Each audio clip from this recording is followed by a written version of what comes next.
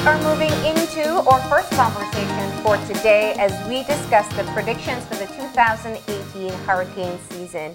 We have with us on set this morning Carlos Fuller, who is the International and Regional Liaison Officer for the 5Cs, Caribbean Community Climate Change Center. You got it. All right. I have a cheat sheet. But good morning, and thank you for being here. Good morning, Malini. Good morning, Sunny. Good morning. Good morning. So, June 1st is quickly approaching, and we've been trying to remind our viewers about the importance of being prepared, and it's a really important time for us to kind of look at what potentially may lay ahead while reflecting on what the previous seasons has looked like. So let's start off with the 2018 predictions. Sure. Well, this year, all the centers that produce these seasonal predictions are expecting an average to above average hurricane season. So, for example, the National Oceanographic and Atmospheric Administration of the U.S., which is the parent organization of their weather service, is expecting somewhere between 10 to 16 hurricanes, of which 10 to 16 tropical storms, of which 5 to 9 will be hurricanes, and 1 to 4 major hurricanes, that is category 3, 4, or 5. In a normal year, you would get 12 storms, 6 hurricanes, 3 intense hurricanes, category 3 or greater. So yeah, that is where we are. Yeah.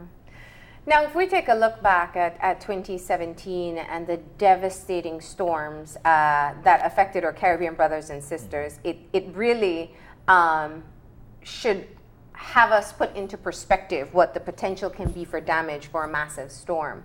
There were, I can remember Maria and Irma very clearly, yes, because they were back to back. But there were a number of storms that formed consistently. My question to you is, how typical is the type of season that we saw last year? Because it really seemed very intense from an outsider's perspective. No, it was an extraordinary season. I think it became the 5th most active season on record from data going back to like 1865. So in fact, it was an extremely active year.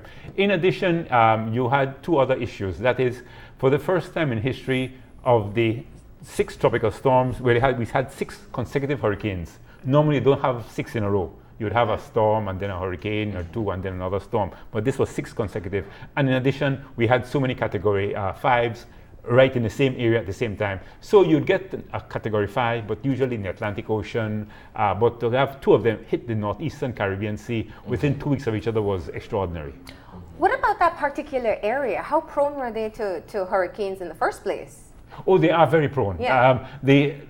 The fortunate for them is that they are very small. Yeah. So it's very unusual to an eye to go over an island that is very small. Yeah. Unfortunately for them, Barbuda, the eye went right over them. Dominica, the eye went right over them. So again, a bullseye hit on those 2 countries. When you look at the hurricane season, a lot of people don't fully understand how and where hurricanes are formed and their path. We often only pick it up at the point where, there's one outside of Belize, and then, that's usually where our understanding of hurricanes come from. But we don't look at the fact that, off the coast of Africa, is it the Atlantic coast of Africa, right. Yeah. And the fact that, when there are long spells of dry and hot weather, and then that's how the system forms from that end. Can you explain to some extent how that works and how it ends up on our side of the world, if I may? Sure. So in fact, as you mentioned, Africa is really the spawning ground for these systems. In a normal year, you will get 100 tropical waves cross the Atlantic and the Caribbean Sea. So like one every week or so, or 2 a week would cross, and that's what produces our rainy season from June to November, these tropical waves. Some of them are active, some of them are not so active. Now, when these waves go over an area of the Caribbean Sea or the Atlantic where the temperature of the ocean is close to 79, 80 degrees Fahrenheit, then they get enough energy for something to then develop. So you need like 6 things to come together. You need to have a warm sea, you need this tropical waving, you need a very large area of moist weather.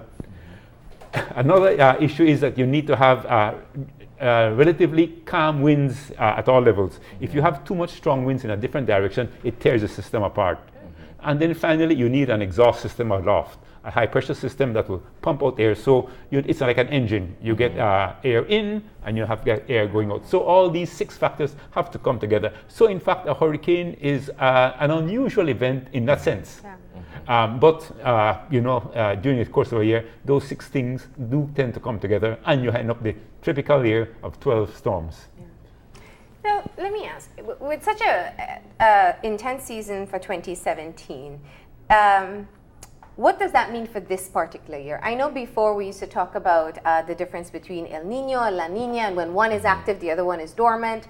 What kind of other factors are we seeing as to what will contribute to this season? Well, in fact, you hit the nail right on the head there.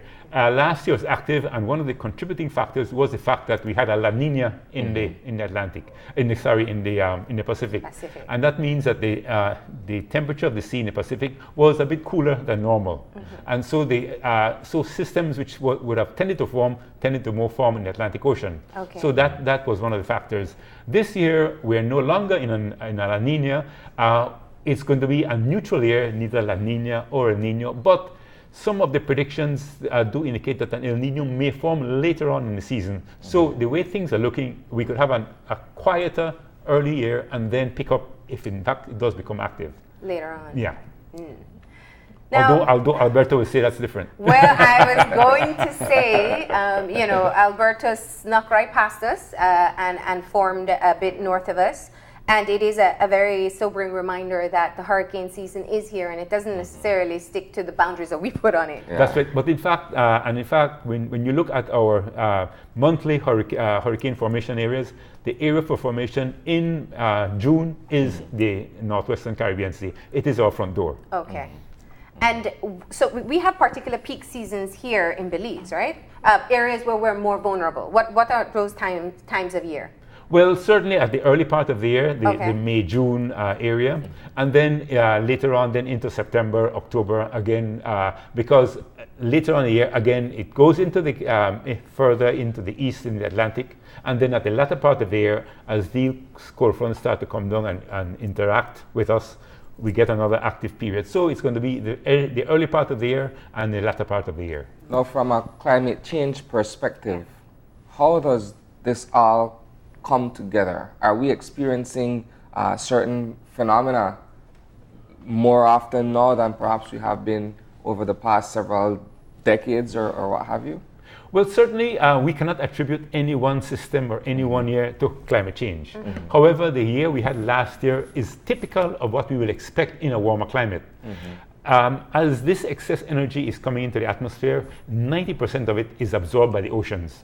So our oceans are getting warmer. And as I mentioned before, that is where storms form, when you have these warm ocean temperatures. So this is certainly a contributing factor, and we would then expect to see maybe not more hurricanes, but certainly more intense hurricanes.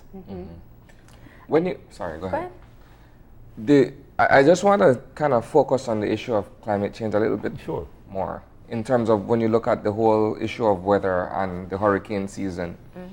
From a construction point of view, the fact that we have all these issues with climate change, either hurricanes or tsunamis now and what have you, you find that people are being encouraged more to go with climate resilient construction. For instance, you're building a house, you take into consideration certain factors. You want to make sure that the house is able to withstand a certain category of hurricane, to be able to withstand water, flooding and what have you. Are you seeing this as from a regional perspective with the 5 Cs? Are you seeing this more and more in all the Caribbean countries in terms of a push towards this direction? Oh, definitely, we are seeing it more. So, for example, governments are now being more proactive in that area. In fact, we have one country, St. Lucia, which revised its building code because of the possibility of more intense hurricanes. We are seeing the financial institutions certainly looking at their financial risk and the climate risk now, and to say, well, should I be investing my money in a certain area? In zoning, we're seeing again, why are we building in a certain area when you know eventually you're going to get hit by this kind of system? So we are seeing it more, maybe not as fast as we would like to see it, and certainly we're encouraging people to take that into account much more seriously here. I know there's even talk of building back on stilts like we used to in the past as well to be able to withstand floodwaters. That's right. And in fact, that is one of the really serious issues that we have to recognize in Belize, and especially Belize City. While Dominica and Barbuda were really affected badly by those 2 Category 5 hurricanes, they had wind damage. Yeah. They never had the storm surge damage, which is what we would get, which would be far worse than what they got. So if we had gotten a Category 5 hurricane downtown Belize City, I mean, it would have been leveled. You would have seen cement structures collapse from that. So here's a reminder of how much we are, as we would say, below sea level. On Friday evening, it rained for about an hour and a half, thereabout. And by the time you took a drive downtown, everywhere was inundated. We are extremely vulnerable. And I just think back to Hurricane Earl 2 years ago with a Category 1 hurricane and what occurred in Belama. I mean, people, it was not the wind, but it was the water coming up, people having to get on chairs and tables and ask for help. With only a Category 1 hurricane. The Liddyville area as well, and I think that has really helped people to recognize what a storm surge is like. Exactly. Now, looking back at the issue of climate change, Dawn, you were talking about temperature changes. You know, we've been having frequent conversations with you over the years about climate change and the effects that we're seeing. One of the things that has become a wider part of the conversation is just looking at the changes within what used to be predictable seasons. Yes. The US, for example, felt like they didn't see a spring. Our dry weather is sometimes delayed or starts early, and rainy season as well. How do we see, as an expert, do we see a normalization to come soon to kind of understand what we can expect with the current changes that have been initiated? Interestingly, the change that we're going to see is to see more variability. Who doesn't love unpredictability, right? The unusual things are going to become more frequent. Yeah. So even though we're seeing this gradual rise of temperature, it's the spikes. We're seeing where before it was rare, now you're going to see a lot more spikes, a lot more hot days, and then the cold nights. So it's the variability, the shifts of rains are going to become much more frequent. So that is really the factor that we really have to look at now. Mother Nature is really showing her frustration with it all. That's right, yes. We've seen massive earthquakes, you know, we've seen major storms, we've seen changes in seasons and very drastic, you're right, cold and heat. Are these all now being are these all being tied to climate change? Again, definitively? Yes. So as I said, this is certainly something that we can expect, and in our opinion, we're already seeing the effects of climate change. The studies, and we have some great researchers working now at the University of the West Indies in Mona, Jamaica, and they have just completed a study on the difference between a 1.5 degree world and a 2 degree world for the Caribbean. And so what we are seeing now is what their modeling, what their work is showing already. So yes. And we are already like a 1 to 1.1 degrees warmer than we were. So yes, it's on its way. And what does that mean for us at home? Well, certainly we know that if the temperature were to go up to 1.5, our coral reef is going to get much more incidences of coral bleaching. And yet we still have a 50% chance that it will survive because it will get cooler. At 2 degrees, we have only like maybe a 10% chance it will survive. So for us, a 1.5 is the bottom line. If we play football, anything after that is offside.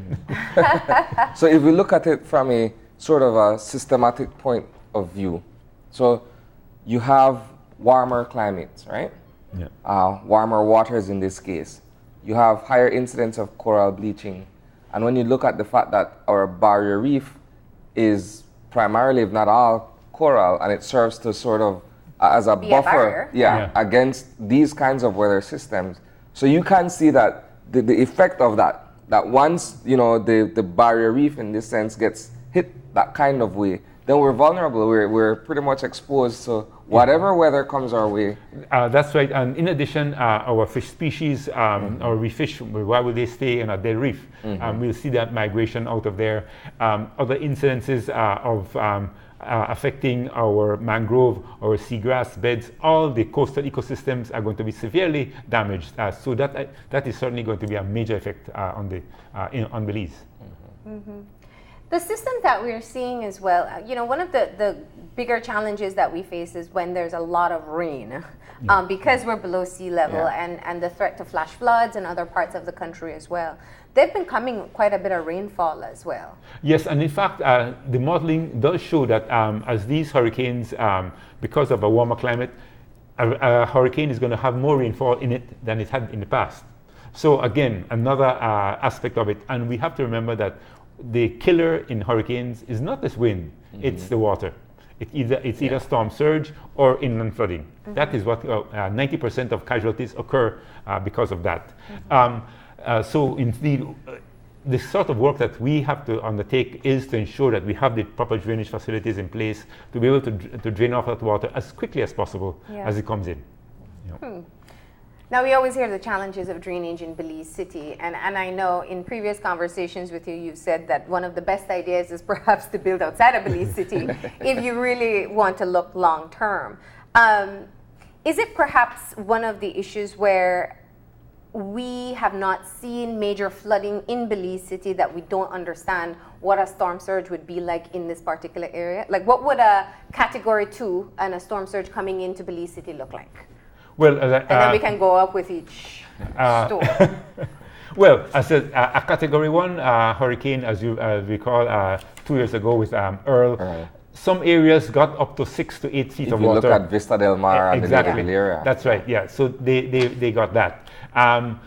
With each category, depending on the incidence, the water goes up almost exponentially. So that by the time you're reaching a Category 5 hurricane, you're talking about 25 feet of water downtown. Now, you go back to 1931 and to 1961.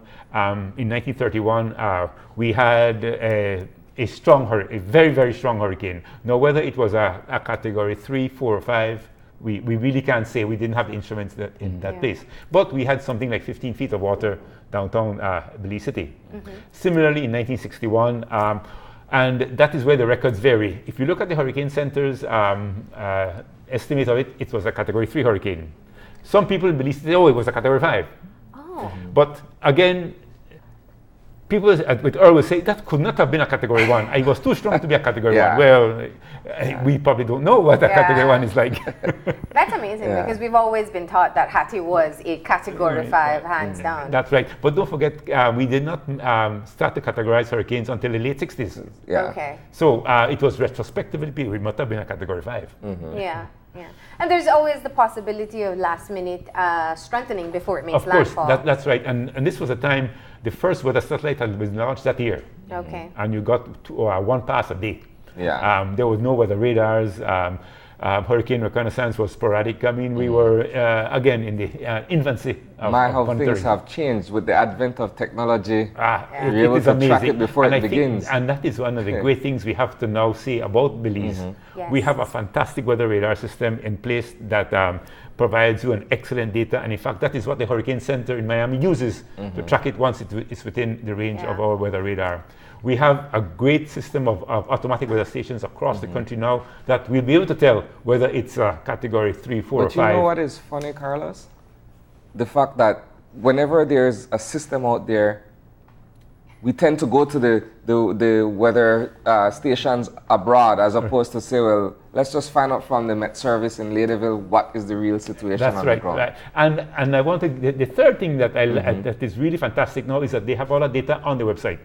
So you can click on Belize City and you can see the wind in Belize City or in San Pedro or things. So I think we now have a great resource that people can to look at things right away. And in fact, an interesting thing now, if you go onto the Weather Channel's website, And if there's a hurricane passing by, they link you to the Belize website to look at the weather radar. So again, we go full circle. Yeah, that's an image. That's a Doppler right there. Right. And that would have been from Earl, I believe. It looks like that. Yeah. And that's precisely what we get to see when there is a storm nearby, exactly where it is crossing over. Localized. For somebody who's been so experienced in this field, and you see these dramatic changes that are taking place, and we keep on thinking here in Belize, we've been spared for so long.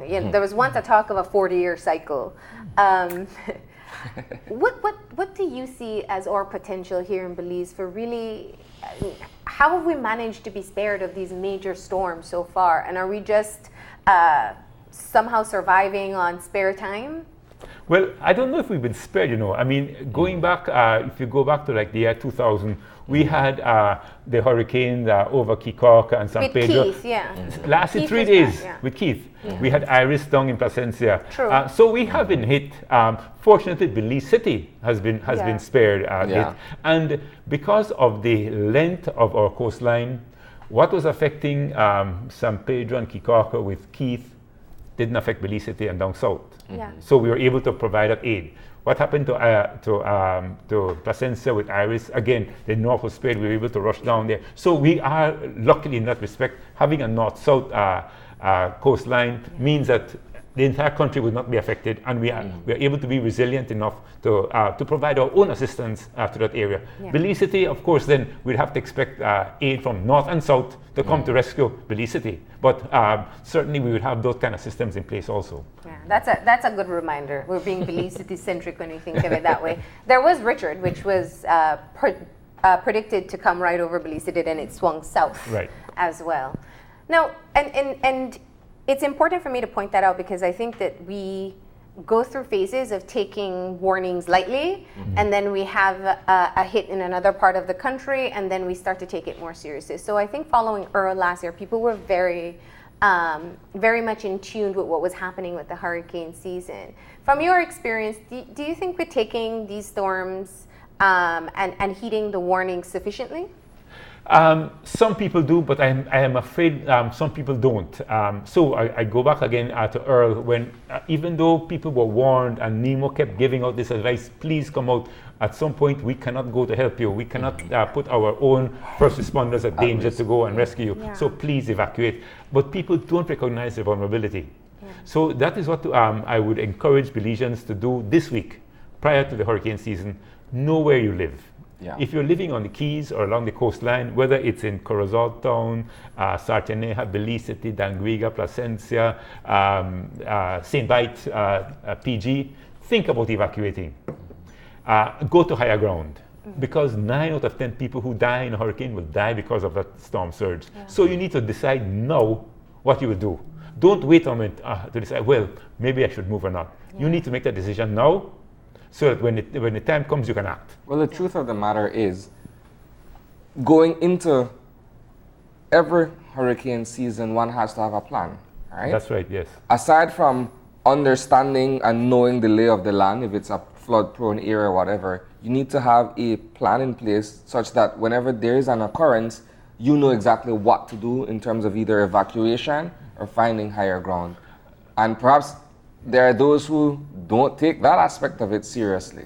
Exactly, and those are the ones that we really have to be concerned about, and that is where we need to do the outreach from the Met Service, from NEMO, from the Red Cross. These are the people we need to go to so that they become aware of their vulnerability. Yeah, I think people in Ladyville did not expect to be the ones who'd be facing the storm surge at that time, and it was 6 feet, I believe you said? That's right, yeah. That was a prediction, and that was just a Category 1. And the horror stories of course, yes, of people begging the BDF to come out and get them. And that's actually against their protocol. They shouldn't go out in the storm. Exactly, yeah. Because, I mean, if the water is 6 feet high, I mean, your engine is going to be 4 feet high.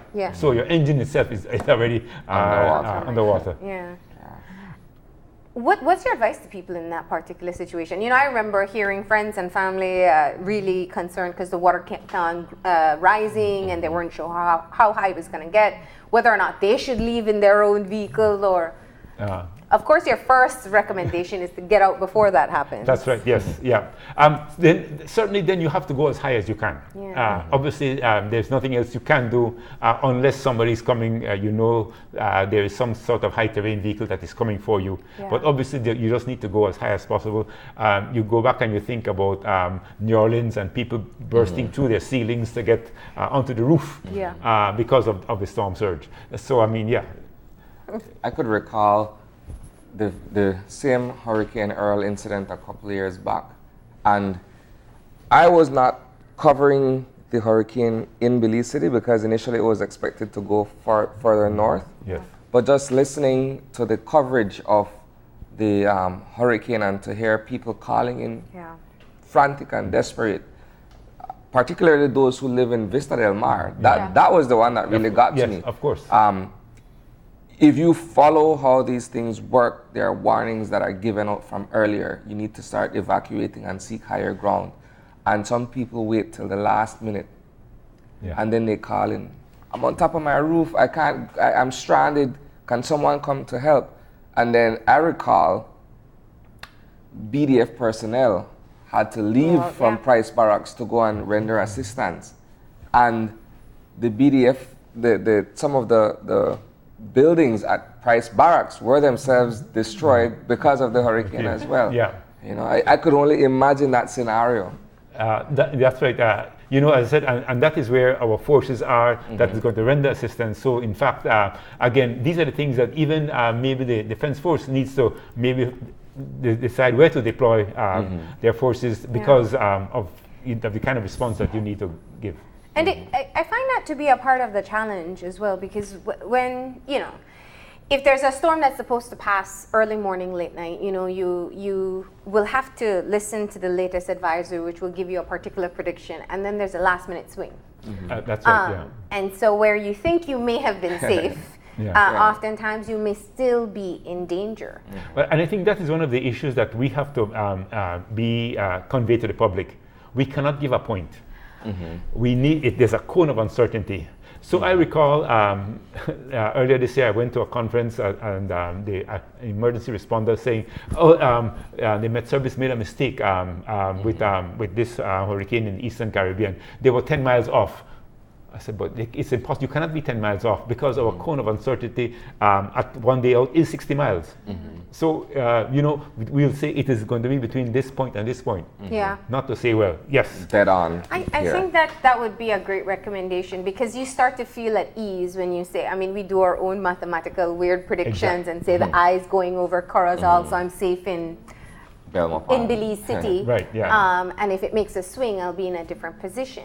So perhaps we should just move to this is a particular area that it may be making landfall. Exactly, correct. And everybody in that area. And the storm surge is going to cover this area, regardless of where. Yes, some parts are going to be higher than the others, but you will not know that until 5 minutes before. Yeah. And even if you have a clearer indication, it still makes everybody else take the necessary precaution in the event that there's a swing. Exactly, correct. Yeah. And so again, that's the message that I think needs to go out. Move inland. Go to Orange Walk, Belmopan, San Ignacio. You then have less people for the responders to have to deal with. Yeah. But if 80,000 people remain in Belize City, whoa, that's a lot of people to try to rescue. Isn't there a kind of desensitization based on the fact that perhaps the media's coverage of certain events become a little bit more entertaining in a sense than it's a real situation. People listen to radio, people watch TV, and they're more amused by people calling in and asking questions as opposed to, providing certain information that those who are most likely to be affected can act upon immediately. Yeah, it's an amazing thing, and I think psychologists are not recognizing it, that you look at things on TV and it's always somebody else. I'm watching a show. Yeah. You even look at people looking at a game live, and they're looking at their cell phone to see themselves. Yeah, exactly. So Yeah, and I think it depends on the personal experience, because what we do see with the threat of most storms is the islands, they take every precaution. They come in from the first warning and try to make their way inland. Correct, yeah, and I think we need to learn from them. Yeah. I mean, they recognize their vulnerability, especially those who are very experienced. That what Keith did to them. San Pedranos don't play. When it's hurricane time and you go over by the water taxi, they come in by the droves. They don't wait. That's right, yeah. Well, you're right. If we look back at Keith, that was definitely, I think, an experience that most of them, and it's been recent enough that most of them have experienced. But looking ahead, for our viewers and for people who, we're not great planners. Not everybody has their plan together. The Red Cross does have a great booklet you can use. We keep on telling people that. What do we have to keep in mind going into this hurricane season, understanding the predictions, the climate change effects, and especially being very realistic about what we saw last year? Well, certainly, even if you're expecting a very quiet year, you need to have your plan in place. As I tell people, 1 year it was expected to be a very quiet year. The first hurricane did not form until August. But the name of that hurricane was Andrew and devastated Miami. So even if you have a quiet year, you could be, and you get one hurricane and you get hit, it's a very active year for you. Need, Yep. So certainly, again, that planning, know your vulnerability, know where you're living and whether you have to move. And even if you're inland but you're near a river, because of the flooding, recognize how high the water could come. You need to go to higher ground. So that is certainly number one. You need to save your life. Then you can worry about possessions and so on afterwards. Yeah. And then if you're going to stay in place, then recognize you may have to live on your own for 2 to 3 days without power. Have that kind of food, flashlights, that kind of thing, because you may have to survive on your own for 2 to 3 days before things get back to normal. So if, for example, if you have evacuated Belize City and Belize City is hit, well, it may take you several days before Belize City is open again. To even see what's left. Exactly. So think about having to live in a certain area for at least 2 to 3 days before the kind of emergency response can come in from the other parts of the country for you to survive. From your perspective, Belize City has the capacity to withstand what strength of storm? Oh, there are buildings in Belize City that will withstand a Category 5, no doubt about it. But there are many that will not. And even a very strong building, because of what occurred to the building next door, could then be affected. Something collapses on you, a whole roof flies off and hits your building. I mean, all kinds of things. It compromises the structural integrity of the building. And what's amazing is the power of storm surge. People don't recognize what it is. It's like a bulldozer. I mean, it is not going to be going around your building because it's such a large wave coming in. It's going to topple whatever weak structure you can find. So yeah, it's the power of a storm surge. It is just incredulous. And what about people who live in the suburbs, as we call it, of Belize City? Your Sand Hill, your Ladyville, your Hattieville. Are these safe areas for evacuation? Certainly Hattieville is certainly a safe area. Of course, there are some low-lying areas where ponding with rainfall would occur, and so they need, again, to know where they're living. If you're near one of those rivers, again, you're in trouble there. But certainly, you would need, I would certainly suggest people to move as far away from the coast as possible until you start to see some reasonable kind of elevation. Going up into the boom area and beyond would certainly be the best option for us. Considering where we are, I say that because you mentioned Hattieville based on Marlene's question, and I recall as a news reporter, I have been to Hattieville and I've seen the devastation of Richard, I believe, which came through Gales Point and all the way down to Hattieville. Similarly, Hurricane Earl, which tore up several houses in Boreal Boom as well. So yeah. The issue is that certainly don't forget you move away from the coast because of the storm surge.